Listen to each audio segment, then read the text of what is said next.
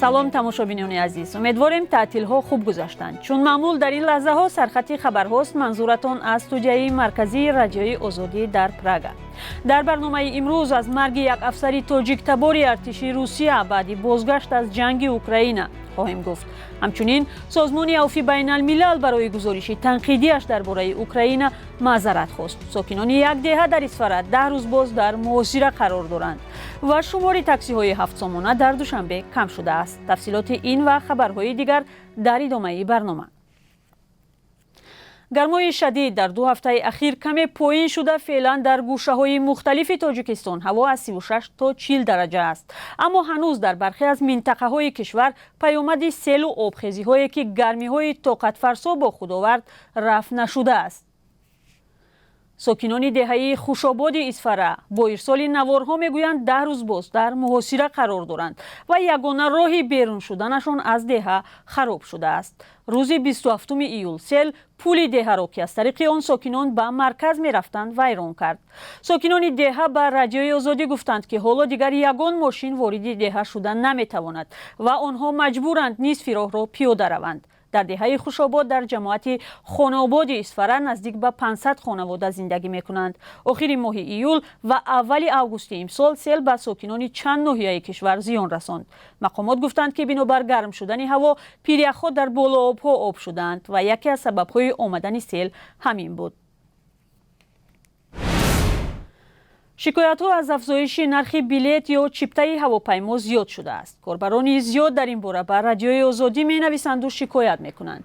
нархи билетҳои парвоз аз Тоҷикистон ба Русия ба фарқ аз 2 ҳафта пеш 2 баробар зиёд шудааст. ин афзоиш дар ҳама ширкатҳо аз ҷумла Somon Air, Уралские авиалинии ва Ютейр мушоҳида шудааст.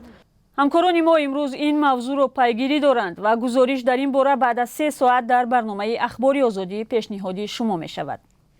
дар ин барнома ҳамчунин дар бораи ҳосили рекордии як кишоварзи тоҷик хоҳем гуфт.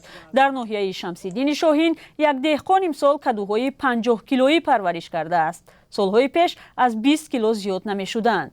чӣ тавр ин кишоварз дар як кӯҳистони сангзор кадуҳои гаронвазн ба даст овардааст? посух дар гузориши ҷолиби ҳамкори мо аст ки баъд аз 3 соат нашр мешавад. 3 фармондеҳи баландпояи таҳрики толибони Покистон бар асари таркиш дар ҷанубу шарқи Афғонистон кушта шудаанд. рӯзи якшанбе ин хабарро манбаъҳои қобили эътимод дар суҳбат бо радиои озодӣ тасдиқ карданд. яке аз онҳо Абдулвалӣ будааст ки бо лақаби Умар Холид Хуросонӣ ҳамчун фармондеҳи бонуфуз ва бераҳми таҳрики толибони Покистон маъруф мебошад. 2 нафари дигар Ҳафиз Давлат ва Муфтӣ Ҳасан буданд. тибқи иттилои расида рӯзи 7 август мошини ин гурӯҳ аснои ҳаракат дар ноҳияи Бирмали вилояти Пактикои Афғонистон ба мина бархӯрдааст.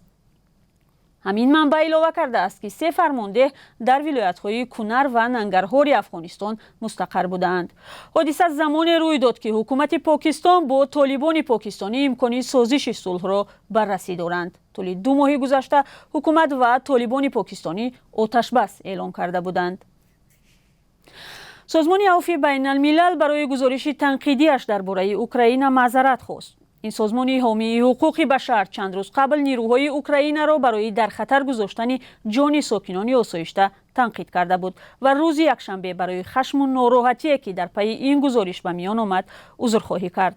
аммо дар айни замон созмони авфи байналмилал гуфтааст ҳарфи худро пас намегирад. ин созмон дар гузориши нави худ гуфта буд нирӯҳои Украина дар ҷанг бо Русия аз маҳалҳои аҳолинишин истифода мекунанд ва ҳаёти мардуми оддиро дар хатар мегузоранд. ин гузориш дар Украина вокуниши шадиде ба бор овард. раҳбари намояндагии созмони авфи байналмилал дар Киев аз вазифааш истеъфо дод. Amnesty International дар посух ба ин ҳама дар номае ба хабаргузории Reuters гуфтааст, дар ҳамаи ҷангу даргириҳо ҳадафи аслияш ҳифзи амнияти мардуми осоишта аст. Ба гуфтаи ин созмон, мушоҳидаи онҳо дар 19 шаҳру деҳоти Украина нишон додааст, ки нирӯҳои украинӣ дар назди биноҳои истиқоматии мардуми осоишта ҷо гирифта, ҷони онҳоро дар хатар гузоштаанд. мақомоти Украина ҳамеша мегӯянд талош доранд мардумро аз минтақаҳои даргир берун баранд. افسر تاجیک‌تباری ارتش روسیه که از جنگ اوکراین برگشته بود در صدمه همراه با خاله‌اش در ولایت ایرکوتسک به هلاکت رسیدند. ماشینی که مهربان امانوف 22 ساله زاده شهر کونیبودومی ولایت سوخت سوار بود در راه اوسول سیبیری ولایت ایرکوتسک روز 7 اوگوست با ماشین دیگر برخورد. مهربان و نیگینا شاروپووا 44 ساله خاله او در جای حادثه هلاک شدند و راننده ماشین پسرخاله‌اش با جراحت در بیمارخانه بستری است. نزدیکان این خانواده در صحبت با رادیوی آزادی گفتند که مهربان از آغاز جنگ در اوکراین قرار داشت و او را برای دیداربینی پیوندانش رخصت کرده بودند. شمار تاکسی های به اصطلاح مردمی یا 7 سامانه در دوشنبه بیش از 20% کم شدند. در این باره وزیر نقلیات تاجیکستان خبر داده همزمان خواست چنین تاکسی ها کارشان را ادامه دهند. عظیم ابراهیم وزیر نقلیات سبب انیق کاهش تاکسی های 7 سامانه را نگفت، اما اشاره کرد که این گونه تاکسی ها جابجا کرده شدند. مقامات بارها از جریمه بندی چنین تاکسی ها خبر داده بودند. این تاکسی ها به طور غیر رسمی در خط سیرهای دوشنبه با 7 سامان سر یک نفر به مردم خدمت می رساندند. پیشتر نرخ خدمت رسانی این تاکسی ها 3 سامان بعداً 5 و بیشتر از یک سال می شود که 7 سامانی شدند. سال 2021 1065 چنین ماشین در راه های شهر حرکت میکرد. امسال شماری آنها به 825 عدد رسیده است. و در پایان برنامه یک معلوماتی کوتاه درباره قربی اسعار. امروز 8 اوگوست بانک ملی تاجیکستان 1000 روبل روسی را 164 سومانی و 60 درهم معین کرده است. $1 آمریکایی 10 سومانی و 26 درهم و 1 یورو 10 سومانی و 51 درهم تعیین شده است. ما درباره قربی رسمی اسعار خارجی می گفتیم. در بانک‌های تجارتی دلار و یورو و روبل شما را ممکن است با پول کم یا زیادتر عوض کنند. سپاس از همراهیتان در برنامه سرخط رویدادها. خبر و گزارش مهم و جالب دیگر را بعد از 3 ساعت در برنامه اخباری آزادی پیشنهادی شما میکنیم. با ما بمانید.